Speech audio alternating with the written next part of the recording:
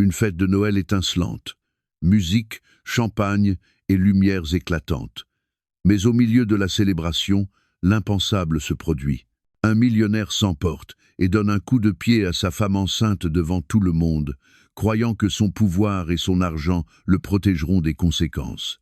Ce qu'il ne réalise pas, c'est que cette nuit va l'exposer, humilier sa maîtresse et déclencher une tempête qui lui arrachera chaque once de contrôle qu'il pensait posséder. Ce qui suit est trahison, fureur et une justice qu'aucune somme d'argent ne peut acheter. Restez avec nous, car vous ne croirez pas comment cela se termine. Et avant de commencer, dites-nous à quelle heure vous écoutez et d'où vous nous suivez. Laissez un commentaire ci-dessous, nous serions ravis de vous lire. La fête de Noël brillait de lumière et de rire. Des guirlandes dorées s'enroulaient autour des colonnes de marbre. Le grand piano résonnait doucement en arrière-plan. Des serveurs en uniformes impeccables glissaient dans la salle avec des plateaux de champagne et de flûtes en cristal. L'odeur de pain provenant du sapin géant se mêlait à la chaleur sucrée des biscuits à la cannelle. Chaque recoin de la salle semblait baigner dans la joie des fêtes. Les invités riaient, les verres tintaient, le flash d'un appareil photo éclatait ici et là alors que l'on posait sous le gui. Un chœur d'enfants venait de terminer ses chants, laissant dans l'air un souffle de nostalgie. Pendant un instant, le millionnaire au centre de tout semblait avoir créé la soirée parfaite, l'illusion parfaite de richesse et de pouvoir enveloppé de rouge et d'or. Mais cette illusion vola en éclats en un instant. Tout commença par une voix qui s'éleva. Ces mots tranchèrent à travers les cantiques comme du verre brisé. Quelques têtes se tournèrent, mais la musique continuait. Puis sa main se crispa en poing. Sa mâchoire se contracta si fort que les veines de sa tempe palpitaient. Sa femme, visiblement enceinte, se tenait à quelques pas en robe émeraude flottante qui scintillait sous les lustres. Elle tendit la main vers lui, peu être pour l'apaiser, peu être pour protéger l'enfant qu'elle portait. Et alors se la arriba. Devant des dizaines d'invités, sous l'éclat de milliers de lumières de Noël, le millionnaire leva sa jambe et projeta son soulier verni en avant. Le coup frappa le ventre de sa femme. Le son fut sec, le souffle choqué de la foule plus fort que n'importe quel chant. Son corps se plia, ses bras entourant instinctivement son ventre, tandis qu'elle s'effondrait sur le sol poli. Le verre de cristal qu'elle tenait éclata à côté d'elle, les éclats se répandant sur le marbre comme des fragments de glace. La musique s'arrêta. Les mains du pianiste restèrent figées au-dessus des touches. Une femme cria au fond de la salle. Des téléphones se levèrent, filmant, leurs voyants rouges clignotant comme 1000 yeux impassibles. Tous les visages pâlirent. Pendant un instant, personne ne bougea, comme si le temps lui-même s'était figé face à une telle cruauté. L'épouse peinait à respirer, ses mains tremblaient en pressant sa robe. Ses yeux se remplirent de larmes, non seulement de douleur mais d'incrédulité.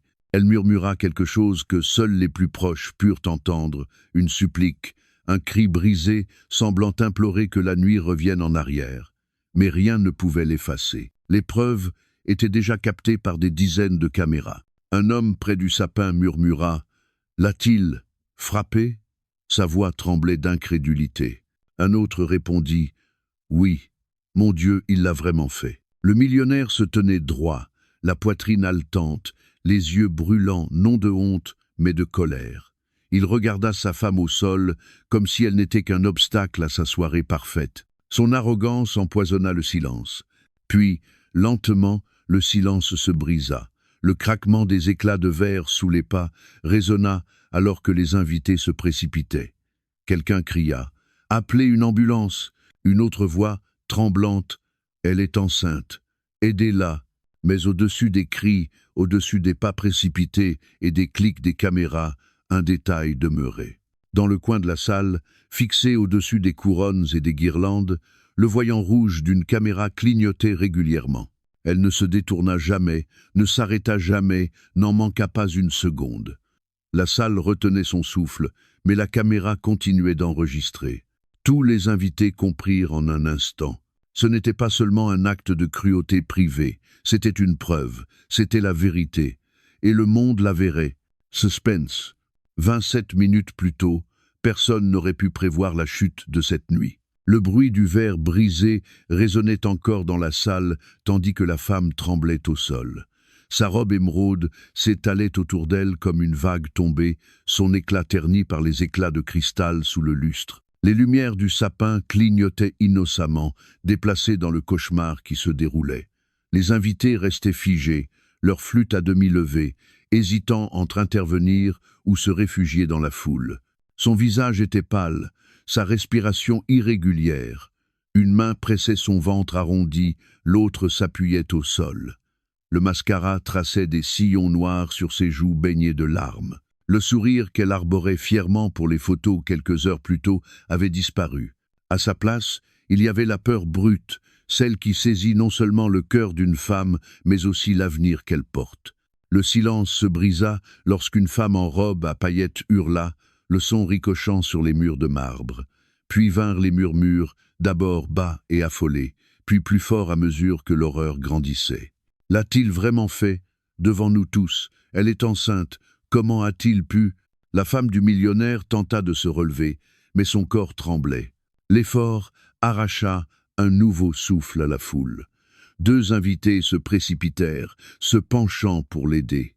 Un serveur lâcha son plateau de verres intacts et s'agenouilla auprès d'elle, les mains tremblantes. Tous les téléphones étaient levés désormais. Les écrans brillaient comme de petites lampes, capturant chaque instant. Un homme murmurait dans son micro, diffusant en direct. La scène s'étendait déjà bien au-delà de la salle, atteignant les foyers d'étrangers qui s'indignaient en temps réel. Au bord de la piste, un enfant du chœur s'accrochait à la jambe de sa mère, ses yeux grands ouverts, reflétant l'horreur qu'il ne comprenait pas. La musique s'était arrêtée, mais le silence était plus fort que n'importe quel chant.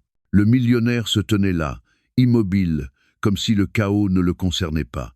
Son visage était dur, ses yeux froids.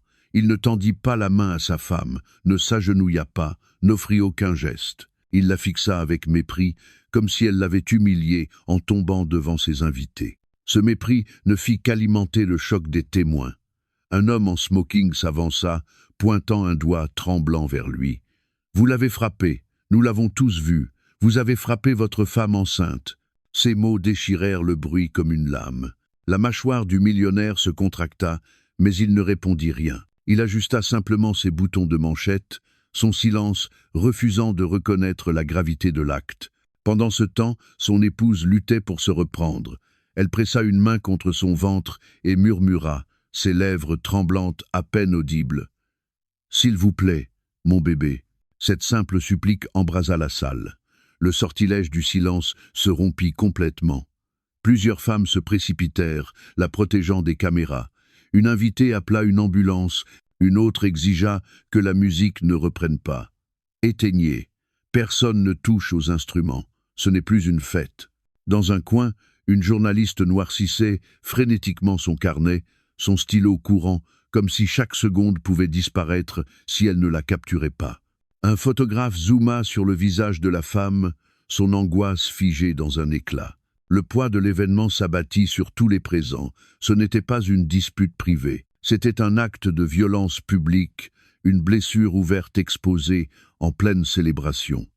Et chacun savait que son silence l'aurait rendu complice. La femme ferma les yeux, son corps vacillant. Une invitée d'une cinquantaine d'années soutint ses épaules, murmurant doucement « Restez avec nous, l'aide arrive ». La foule se déplaça, partagée entre horreur et indignation, mais une vérité était indéniable. La femme enceinte avait été frappée. La fête s'était transformée en scène de cruauté. Et le souvenir de cet instant entrait chaque invité, rejoué dans leur esprit bien après que les lumières de Noël se soient éteintes. La salle de bal tremblait encore des échos du choc lorsque le millionnaire bougea enfin. Ses chaussures vernies claquaient sur le marbre alors qu'il avançait d'un pas délibéré. Tous les regards le suivaient, s'attendant à du remords, être même à une supplication pour le pardon. Au lieu de cela, ses lèvres se courbèrent en un sourire qui effaça les derniers doutes de la pièce. Il ne s'agenouilla pas près de sa femme. Il ne lui prit pas la main, ne demanda pas si le bébé allait bien. Il releva le menton et parla d'une voix si calme qu'elle glaça le sang de ceux qui l'écoutaient. « Vous exagérez tous, C'est elle qui m'a poussé la première. Elle sait à quel point elle peut être dramatique. Les mots tombèrent comme des pierres dans le silence. Des exclamations s'élevèrent à nouveau, plus vives cette fois, tandis que l'incrédulité se transformait en colère. La femme au sol secoua faiblement la tête, des larmes coulant sur ses joues, ses lèvres formant un « non » brisé. Mais il l'ignora. Ses yeux balayèrent l'assistance comme pour défier quiconque de le contredire. Un invité murmura « Il l'accuse, après ce qu'on a vu ?» Un autre répondit « Incroyable, il essaie de déformer la vérité. » La maîtresse, debout à quelques pas dans une robe carmin qui brillait comme du feu, s'avança vers lui. Son expression était froide, son sourire subtil mais triomphant. Elle glissa sa main dans le creux de son bras comme pour le soutenir, mais son geste respirait plus l'arrogance que le réconfort. « Il ne l'a pas fait exprès », susurra-t-elle, sa voix portant à travers la foule stupéfaite. « La grossesse la rend instable. Tout le monde sait que les hormones provoquent ces crises. » Ces mots tranchèrent l'air, laissant de nombreuses femmes dans la salle bouillante de colère. Un homme au fond cria « Nous l'avons vu », n'osait pas accuser sa condition, mais la maîtresse serra davantage son bras, défiant quiconque de s'opposer à son audace. Le millionnaire saisit l'occasion pour continuer. « Elle fait son spectacle. Vous croyez vraiment que je ferai du mal à mon propre enfant? Bien sûr que non. Vous avez tous mal interprété ce que vous avez vu. C'est sa mise en scène. Rien de plus. » Mais la preuve était là, sur le sol. Le corps tremblant de sa femme, sa main serrant son ventre, ses sanglots résonnant contre les murs. Aucune explication ne pouvait effacer cette image. Pourtant il persista, sa voix montant, la frustration aiguisant ses mots. « Ne transformez pas cette fête en cirque à cause de sa faiblesse. Elle m'a humilié et elle s'est humiliée. C'est tout. » L'arrogance était insupportable. La foule bougea, la colère se répandant comme une marée montante. Une femme près du piano secoua la tête de dégoût. Faiblesse, elle se bat pour protéger son bébé, et il appelle ça une faiblesse. Vissé. Mais le millionnaire ne s'arrêta pas. Il se tourna vers les caméras encore levées, les voyant rouges enregistrant chaque syllabe. Son sourire se figea en masque. « Éteignez ça. Aucun de vous n'a le droit de filmer mes affaires de famille. Supprimez ces vidéos avant que je ne vous poursuive tous. » L'ordre tomba à plat. Aucune caméra ne se baissa.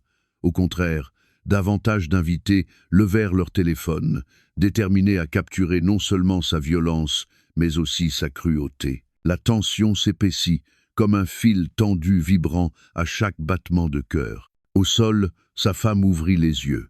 À travers les larmes, elle trouva sa voix, faible mais ferme. « Ce n'est pas de la faiblesse, c'est la vérité, et tout le monde ici l'a vu. » Les invités murmurèrent leur accord. La marée tournait et, bien qu'il ne le voie pas, son pouvoir lui échappait déjà.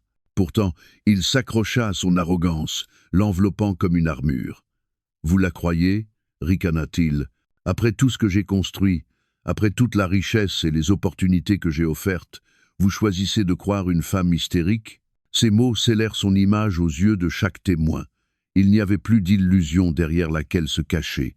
Il avait choisi la cruauté plutôt que la compassion, le déni plutôt que la vérité.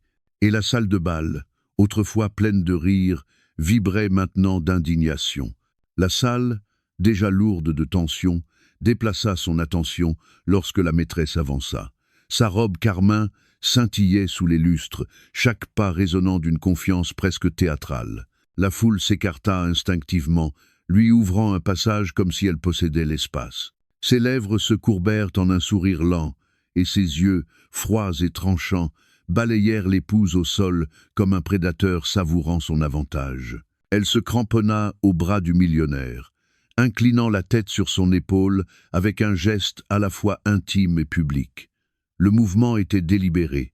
Il visait à humilier. « Il m'a choisi », dit-elle d'une voix de soie, mais assez tranchante pour couper le silence. « Pas elle, pas la femme au sol. Regardez autour de vous, regardez-le. Un homme comme lui mérite une partenaire capable de rester à ses côtés sans le tirer vers le bas. » Là, les invités s'exclamèrent, des murmures traversant la salle comme un incendie. Une femme près du bar marmonna. « Elle a dit ça ? alors que sa femme est encore au sol? La cruauté de ces mots choqua même les plus riches et les plus puissants. La maîtresse n'avait pas fini. Elle leva la main, exhibant une bague étincelante.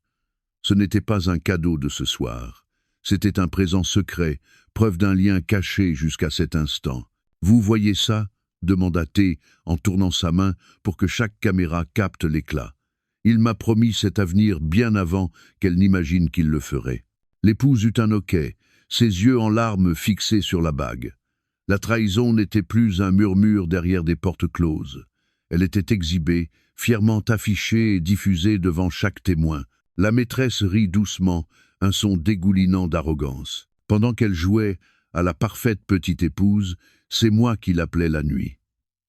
C'est moi qui voyageais avec lui, qui connaissais ses secrets, qui restais à ses côtés quand personne d'autre ne le faisait. Elle s'accrochait à son nom, mais moi j'ai son cœur. La cruauté était insupportable.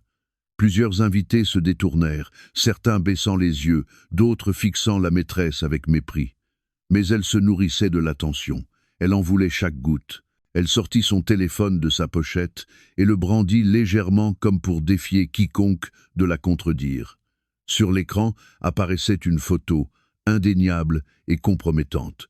Le millionnaire l'enlaçant lors de vacances en Europe, ses lèvres contre ses cheveux. Une date et un lieu clairement inscrits. « Voilà votre preuve », ricana-t-elle. « Ce n'est pas une petite aventure chuchotée dans l'ombre, c'est réel. Nous sommes réels. » Et elle n'est rien de plus qu'une ombre d'épouse, accrochée à un rôle qu'elle ne mérite plus. Les sanglots de l'épouse s'intensifièrent, son corps tremblant. Elle tenta de parler, mais sa voix se brisa en fragments. « Comment as-tu pu, devant tout le monde ?» La maîtresse inclina la tête, son sourire ne faiblissant pas. « Parce que les mensonges se terminent ce soir. Il est à moi. Plus vite tu l'accepteras, moins ce sera douloureux. » De nouvelles exclamations parcoururent la salle. Les téléphones flashaient, capturant non seulement l'arrogance de la maîtresse, mais aussi la preuve qu'elle avait choisi de révéler. Une journaliste dans un coin murmura dans son dictaphone « C'est plus qu'un scandale. C'est la destruction d'un mariage en public. » La maîtresse se délectait du chaos qu'elle avait provoqué. Ses yeux brillaient de triomphe tandis qu'elle se penchait vers le millionnaire et déposait ses lèvres sur sa joue sous les yeux de tous. La salle éclata en un mélange de huées, de murmures et de chuchotements furieux. Elle se redressa et chuchota juste assez fort pour que tout le monde l'entende. « Ce soir prouve ce que j'ai toujours su. Il est à moi, et rien de ce qu'elle fera ne changera cela. » L'arrogance était totale. L'humiliation était délibérée. L'épouse était brisée, le mari complice, et la maîtresse occupait le centre de la scène, certaine d'avoir déjà gagné. Mais la nuit était loin d'être terminée. La salle de bal ressemblait à une tempête prête à éclater. La maîtresse avait exhibé sa victoire avec une fierté impitoyable, mais le poids de son arrogance avait aussi attisé la fureur des invités. Tous les regards se tournèrent vers le millionnaire, s'attendant à un démenti, à un effondrement sous la honte, à une tentative d'excuse. Au lieu de cela, il redressa les épaules, sa mâchoire figée comme la pierre, et sa voix résonna avec une froide autorité. « Vous allez tous vous taire, déclara-t-il. Vous croyez qu'une salle pleine de personnes insignifiantes peut décider de mon sort? J'ai bâti cet empire, j'ai payé pour cette fête. Je contrôle ce qui sera publié demain. Et croyez-moi, si l'un de vous ose parler contre moi, vos carrières, vos entreprises, vos familles en souffriront. » Les mots figèrent la foule, mais pas de respect. C'était de stupeur et de dégoût.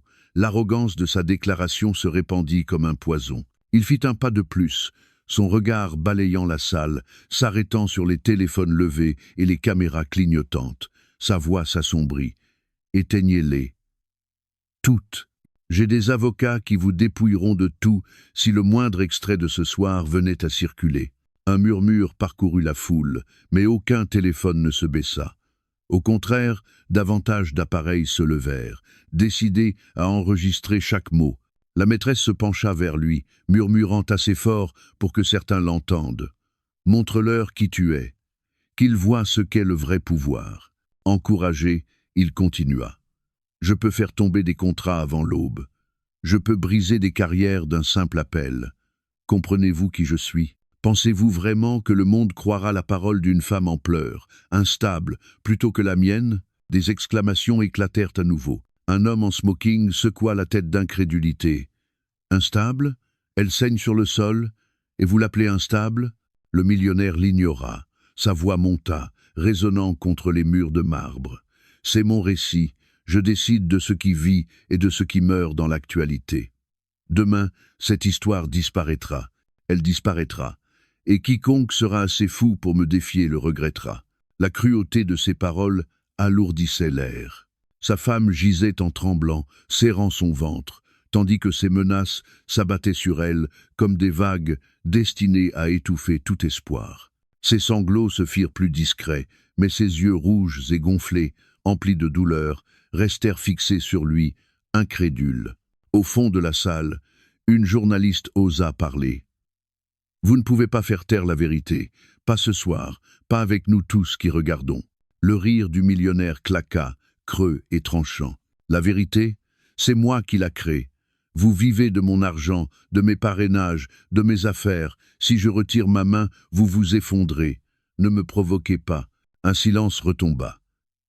Pour la première fois de la soirée, les invités ressentirent non seulement de l'indignation, mais une peur sourde. Son pouvoir avait toujours été murmuré, caché dans des contrats et des bureaux. Désormais, il était crié ouvertement, jeté comme une arme au visage de tous. Mais la peur n'effaçait pas les preuves. Les caméras clignotaient toujours. Les téléphones diffusaient encore. Et derrière l'arrogance de sa voix, il y avait une légère fissure. Il ne faisait pas que menacer. Il était désespéré. Sa femme murmura depuis le sol, sa voix faible mais assez claire pour être entendue. « Tu ne pourras pas acheter le silence pour toujours. » Ces mots frappèrent plus fort que toutes ces menaces. La foule bougea de nouveau, les murmures enflant, l'opinion se retournant contre lui à chaque seconde.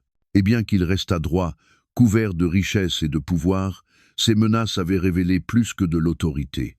Elles avaient révélé sa peur. L'empire dont il se vantait si bruyamment n'avait jamais paru aussi fragile. Les menaces flottaient encore dans l'air quand le millionnaire craqua. Son masque de calme se brisa, laissant place à une fureur si brute que toute la salle en ressentit la chaleur. Il se pencha, saisit le bras de sa femme et la tira vers le haut avec une telle force qu'un nouveau cri collectif s'éleva. Elle cria, trébuchant sur ses pieds, sa robe émeraude déchirée à l'ourlet, son visage tordu de douleur. « Vous voyez ça ?» hurla-t-il, la tenant comme une preuve. « Voilà la femme qui ose m'humilier. Voilà la faiblesse que vous plaignez, et je ne serai pas ridiculisé dans ma propre fête. » Les caméras crépitèrent. Les invités reculèrent, certains couvrant leur bouche, d'autres filmant avec des mains tremblantes. Sa femme vacillait, à peine capable de tenir debout. Ses sanglots emplissaient la salle, brute et incontrôlée. Le mascara traçait des lignes sombres sur ses joues, tandis qu'elle serrait son ventre d'une main, sa voix brisée, implorant. « S'il te plaît, arrête !» Le bébé. Mais il ne s'arrêta pas. Il la repoussa contre le sapin de Noël, les ornements tintant sous le choc. Des boules de verre se brisèrent à ses pieds, éparpillant des éclats rouges et dorés sur le marbre. Les lumières clignotaient joyeusement, grotesques face à la cruauté qui se déroulait. Un homme cria « Assez, vous lui faites du mal !» Mais le millionnaire ricana, son arrogance rugissait plus fort que la raison. « Elle est à moi. Elle m'appartient, et je décide de la façon dont cette nuit sera gravée. » La maîtresse éclata de rire, un son aigu et tranchant. Elle applaudit une fois, moqueuse, comme si la scène n'était qu'un spectacle pour son plaisir. Sa bague étincela encore, captant la lumière alors qu'elle levait la main et lançait « Regardez-la, elle pleure devant vous tous. Et pourtant, il est à mes côtés. Cela devrait tout vous dire. » L'humiliation était insupportable. L'épouse tenta de se redresser, ses mains tremblantes murmurant « Pourquoi ? Pourquoi ici ? Pourquoi maintenant ?» Ces mots furent étouffés par les murmures de la foule, le clic des caméras, les exclamations choquées. Le millionnaire se pencha, sa voix venimeuse captée par chaque micro. « Parce que tu m'embarrasses, parce que tu n'as jamais suffi. Ce soir, le monde le voit aussi. » Il tira violemment sur le tissu de sa robe, déchirant la manche et exposant son bras tremblant à l'air froid. Les invités haltèrent à nouveau, horrifiés, certains criant d'appeler la sécurité, d'autres le suppliant d'arrêter. « Tu te détruis toi-même » cria une voix. Tout le monde regarde, mais le millionnaire se délectait de l'attention. Il se tourna vers la foule, élevant sa voix. Qu'il regarde, qu'il voit ce qui arrive quand la loyauté est trahie. Elle a eu sa chance et elle m'a déçu. À partir de ce soir, elle n'est plus rien. Yen, l'épouse s'effondra à genoux, ses larmes tombant sur le marbre, se mêlant aux éclats d'ornement à ses pieds. Ses mains pressées contre le sol semblaient la seule chose la maintenant debout. La douleur dans son corps n'était éclipsée que par la honte brûlante qui l'envahissait. La foule explosa, non plus silencieuse mais outrée. Les voix s'entrechoquaient dans l'air. « Monstre !» cria quelqu'un. « Tu paieras pour ça !» lança un autre. Le flash des caméras devint incessant, un rythme implacable de preuves impossibles à effacer. Dans le coin, la lumière rouge de la caméra principale ne faiblissait pas. Elle capturait chaque mot cruel, chaque geste violent, chaque sanglot. Les preuves n'étaient plus cachées. Elles étaient indéniables, immortalisées dans des enregistrements qui survivraient à cette nuit. La maîtresse se tenait fièrement à ses côtés, rayonnante dans sa victoire, mais les invités ne la regardaient plus avec envie. Ils la regardaient avec haine. La marée de sympathie avait complètement tourné. La femme au sol n'était plus seulement une victime. Elle était le centre de la vérité, la preuve de sa cruauté et le symbole de son pouvoir déchu. L'humiliation qu'il croyait lui infliger avait, aux yeux du monde, brisé non pas elle, mais lui. Pendant un long moment, l'épouse resta agenouillée sur le sol de marbre, ses sanglots résonnant sous les lumières scintillantes de Noël. La foule murmurait, partagée entre indignation et incrédulité, tandis que l'arrogance du millionnaire planait sur elle comme une ombre. Il l'avait humiliée, il avait tenté de la réduire au silence, et il pensait qu'elle resterait à terre pour toujours. Mais quelque chose changea dans son regard. Elle inspira difficilement, se stabilisant d'une main posée sur son ventre et de l'autre serrant un éclat d'ornement brisé près de son genou. Lentement, douloureusement, elle se releva. Sa robe émeraude était déchirée, son mascara coulait sur son visage. Ses cheveux pendaient en mèches humides de larmes. Pourtant sa colonne vertébrale se redressa, ses épaules s'affermirent et son regard se fixa sur l'homme qui avait juré jadis de la protéger. « Plus jamais !» murmura-t-elle d'abord. Les mots étaient doux, mais ils traversèrent le silence. Un frisson parcourut la salle. Elle éleva la voix, plus forte. « J'ai dit plus jamais !» Le millionnaire se figea, pris au dépourvu. Son sourire s'effaça, il l'avait imaginé brisé, suppliant.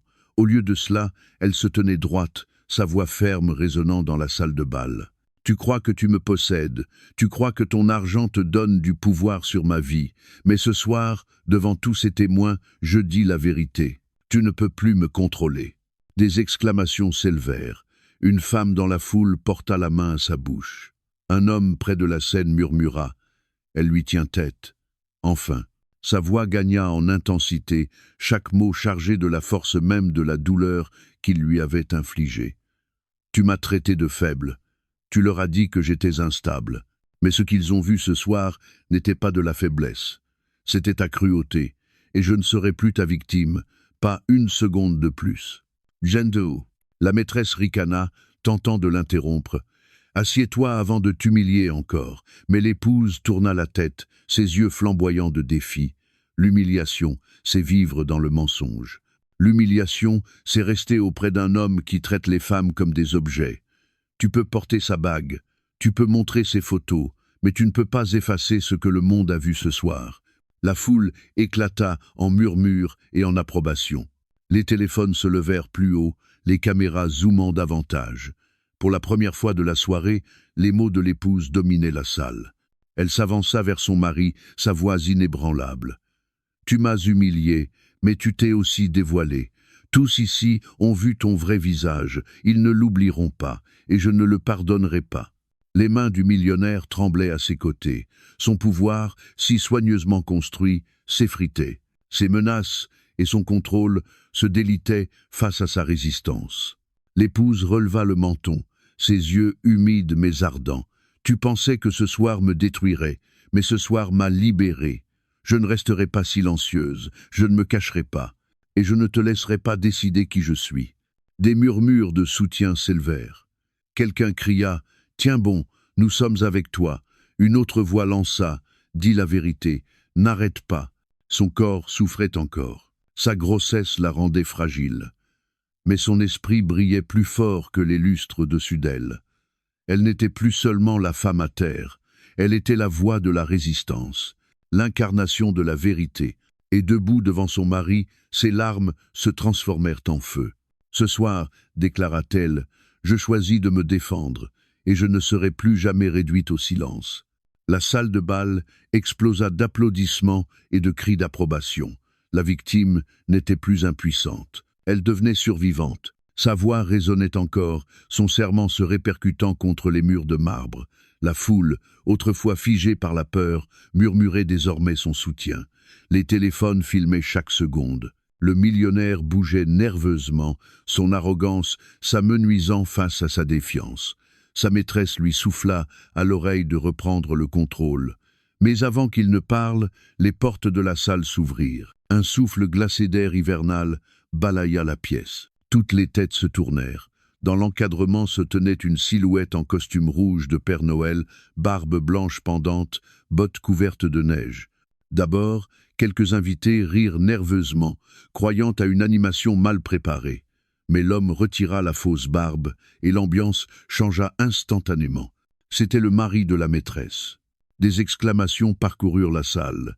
Certains invités murmurèrent son nom avec stupeur. Il n'était pas un simple homme. Il était un avocat respecté, connu pour son esprit affûté et sa quête implacable de justice. Et maintenant, il se tenait devant eux, les yeux flamboyants de colère, sa présence imposant silence comme dans un tribunal. Il avança, sa voix ferme, mais contenue par une colère glaciale. « Je suis venu ce soir parce que je soupçonnais des mensonges. J'ai porté ce costume parce qu'on m'avait invité pour plaisanter, pour m'empêcher de deviner. Mais ce que j'ai trouvé n'est pas une plaisanterie. C'est un crime. » La maîtresse pâlit, son arrogance s'effondrant. Elle recula, agrippant sa pochette comme si elle pouvait la protéger. « Tu n'étais pas censé être ici, » murmura-t-elle, mais il l'ignora. Ses yeux se fixèrent sur le millionnaire. « Tu as levé la main et le pied sur une femme enceinte, » dit-il d'une voix ferme, qui résonna dans le silence. « Tu l'as humiliée devant tout ce monde. Et tu as osé menacer ceux qui ont été témoins de ta cruauté. Crois-tu vraiment qu'il n'y aura pas de conséquences ?» Le millionnaire ricana, tentant de retrouver son assurance. « Mêle-toi de tes affaires. Tu ne sais pas de quoi tu parles. » Mais le mari en costume de Père Noël ne broncha pas.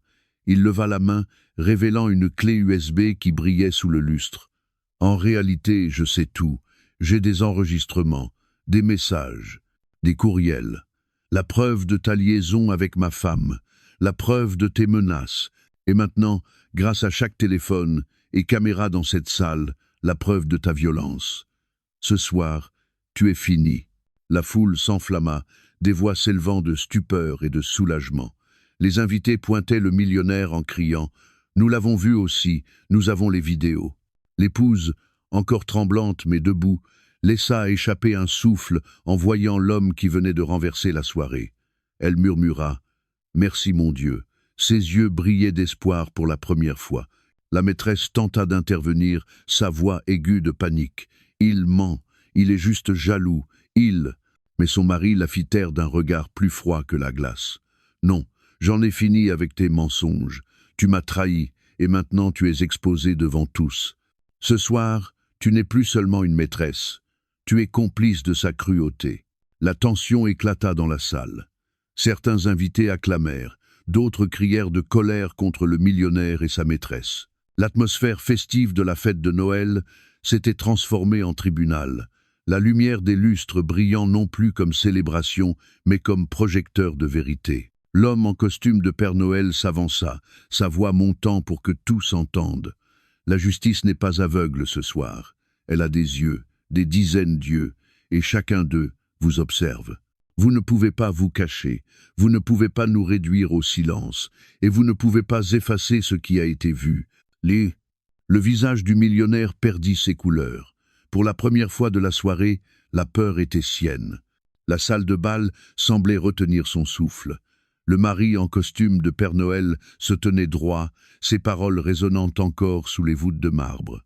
La foule se pressait, téléphone levé, enregistrant l'instant où l'histoire se déroulait sous leurs yeux.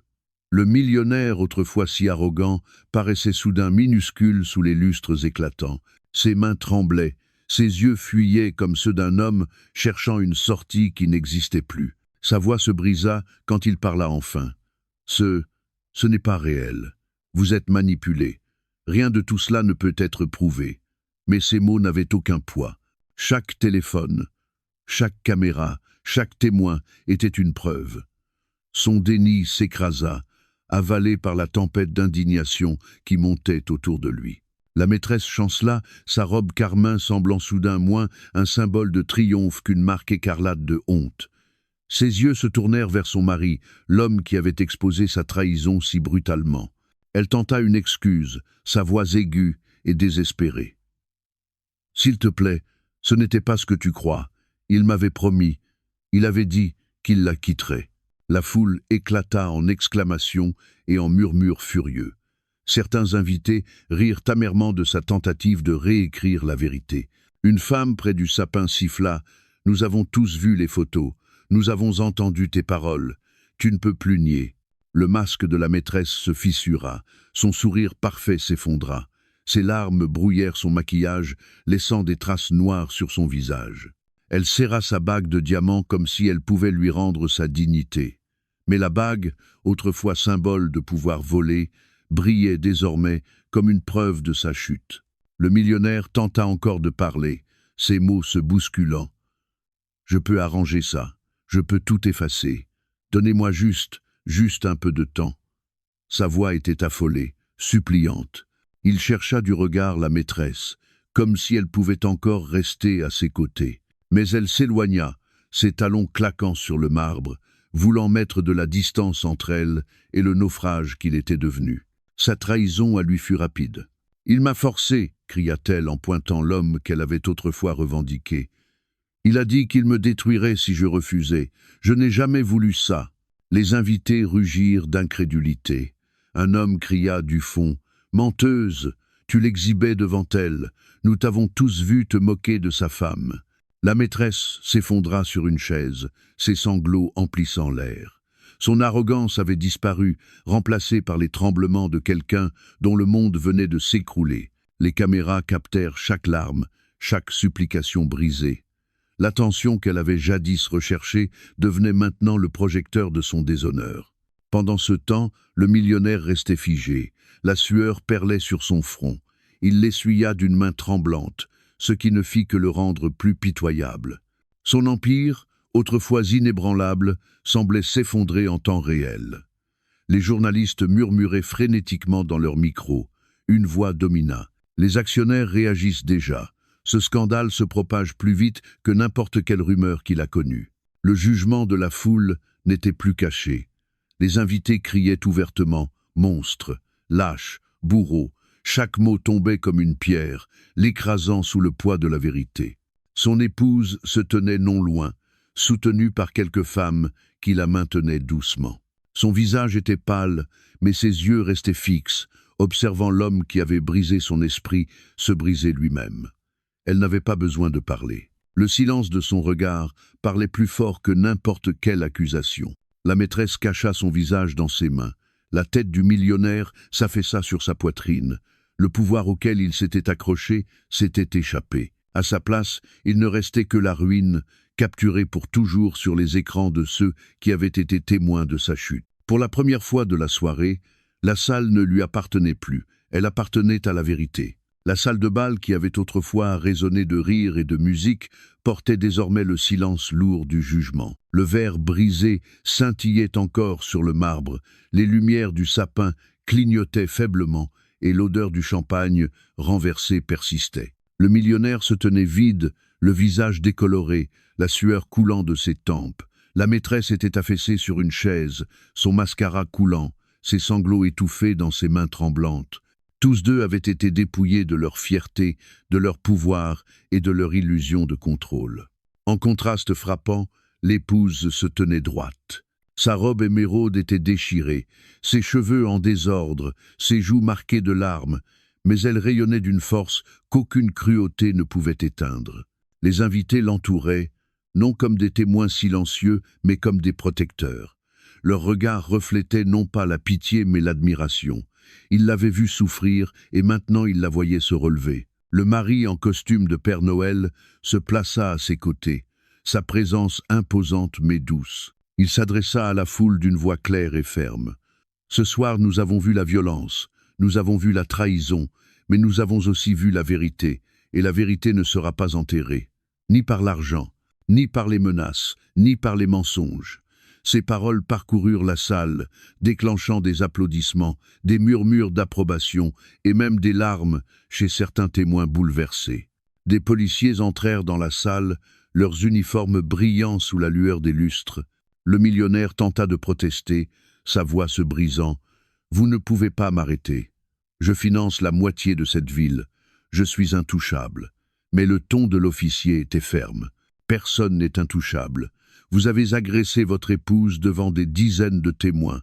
Vous devrez répondre de vos actes. » Le cliquetis des menottes fit taire sa dernière protestation. Les invités observèrent l'homme qui avait jadis dominé des salles entières être emmené, la tête baissée, son arrogance dissoute. Les caméras captèrent chaque pas, garantissant que sa chute serait gravée bien au-delà de ces murs. La maîtresse leva son visage couvert de larmes, cherchant de la compassion, mais il n'y en eut pas.